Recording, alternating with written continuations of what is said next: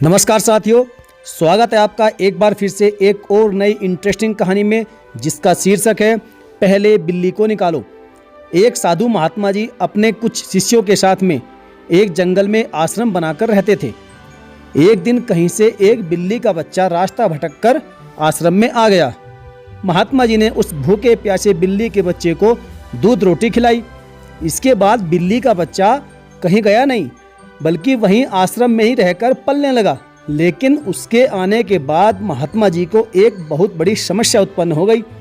समस्या यह थी कि जब वे सुबह शाम ध्यान में बैठते तो वह बिल्ली का बच्चा कभी उनकी गोद में चढ़ जाता, तो कभी उनके कंधे पर और कभी महात्मा जी के सिर पर ही बैठ जाता। इसके बाद महात्मा जी ने अपने एक शिष्य को बुलाकर कहा कि देखो, जब मैं सुबह शाम ध्यान में बैठूं, भजन में बैठूं, तो उससे पहले ही तुम इस बिल्ली के बच्चे को दूर एक पेड़ से बांध दिया करो। अब तो यह नियम हो गया कि जब भी महात्मा जी ध्यान में बैठें, उससे पहले ही वह बिल्ली का बच्चा पेड़ से बांधा जाने लगा। एक दिन महात्मा जी की मृत्यु हो गई, तो उनका एक प्रिय काबिल शिष्य उनकी गद्दी पर बैठा। वह भी जब ध्यान पर बैठता तो उससे पहले बिल्ली का बच्चा पेड़ पर बांधा जाता था। फिर अचानक एक दिन बिल्ली ही खत्म हो गई। सारे शिष्यों की मीटिंग हुई। सबने मिलकर विचार विमर्श किया कि बड़े महात्मा जी जब तक बिल्ली पेड़ से न बांधी जाए तब तक ध्यान में नहीं बैठते थे। इसलिए पास के गांव से कहीं से भी एक बिल्ली की व्यवस्था की जाए, एक बिल्ली लाई जाए। आखिरकार काफ़ी ढूंढने के बाद एक बिल्ली मिली, जिसे पेड़ पर बांधने के बाद महात्मा जी ध्यान में बैठे। उसके बाद कई बिल्लियां मर गई और कई महात्मा जी भी स्वर्ग सिधार गए। लेकिन उस आश्रम में बिल्ली को पेड़ पर बांधकर ध्यान में बैठने की परंपरा खत्म नहीं हुई, बल्कि वह हमेशा के लिए चलती रही। परंपरा को निभाते निभाते शिष्य यह भी भूल गए कि उनके महात्मा ने उन्हें ये आदेश किस वजह से दिया था, और बस बिना सोच विचार के ही अंधविश्वास के कारण इस परंपरा को निभाते रहे। ऐसी ही साथियों एक कहानी और है, बहुत इंटरेस्टिंग। एक घर में नई नई बहू आई हुई थी। उसके स्वागत में पकवान बन रहे थे। उस घर में एक पालतू बिल्ली थी, जो खाना बनाते समय उसमें मुंह लगा दिया करती थी। अतः घर मालकिन ने परेशान होकर उसे पकड़कर बांस के टोकरे में बरामदे में बंद कर दिया और सारा काम आराम से हो गया।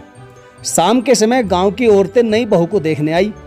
सबके आने के बाद बोले, बहू को बुलाओ। तभी अचानक घर मालकिन को याद आया कि अरे, बिल्ली तो सुबह से टोकरी में बंद है। उसने कहा रुको, और जाकर बिल्ली को टोकरे से पहले निकाला। फिर बहू को बुलाया गया। अब 2-3 वर्ष के बाद जब दूसरे घर में बहू आई तो औरतों ने तैयारियां की। एक ने कहा सब हो गया, दूसरी बोली नहीं, एक काम नहीं हुआ, एक काम अभी बाकी है। बहू देखने से पहले बिल्ली को टोकरे में बंद करके रखते हैं और पहले बिल्ली को निकालते हैं, फिर बहू को बुलाते हैं। ऐसा मालती के यहाँ भी तो हुआ था, और यही हमारी परंपरा है। अगर पहले बिल्ली को नहीं निकाला तो कुछ ना कुछ अपशगुन हो जाएगा, इसलिए पहले बिल्ली को निकालेंगे। साथियों, इससे सीख क्या मिलती है वह सुनिएगा। परंपरा को अंधविश्वास में नहीं बदलना चाहिए। परंपरा को निभाने से पहले उसके पीछे की वजह जान लेना बहुत जरूरी होता है। कई बार कुछ परंपराएं ऐसी होती है जिनका इतिहास में कोई मतलब नहीं था, लेकिन हम बिना जाने पहचाने ही उन परंपराओं को आजीवन निभाते रहते हैं, और यही होता है अंधविश्वास। इसलिए जरूरी है कि परंपरा को निभाने से पहले उसके पीछे की वजह और कारण दोनों ही जानना बेहद जरूरी है। ऐसा नहीं है कि सभी परंपराएं खराब है, बेकार हैं। कुछ परंपराएं अच्छी भी हैं जो हमें निभानी भी चाहिए, लेकिन कुछ ऐसी हैं जिनका इतिहास में कोई मतलब नहीं था, कोई काम नहीं था, और बस हम उनको ढोए जा रहे हैं। इसलिए यह समझना अत्यधिक जरूरी है। तो चलिए साथियों, कहानी कैसी लगी आप हमें कमेंट करके ज़रूर बताएं, और आपका इस तरह के परंपराओं या फिर अंधविश्वासों के बारे में क्या विचार है वो भी कमेंट करें। तो चलिए मिलेंगे फिर और किसी इंटरेस्टिंग कहानी के साथ में। तब तक के लिए धन्यवाद। जय हिंद।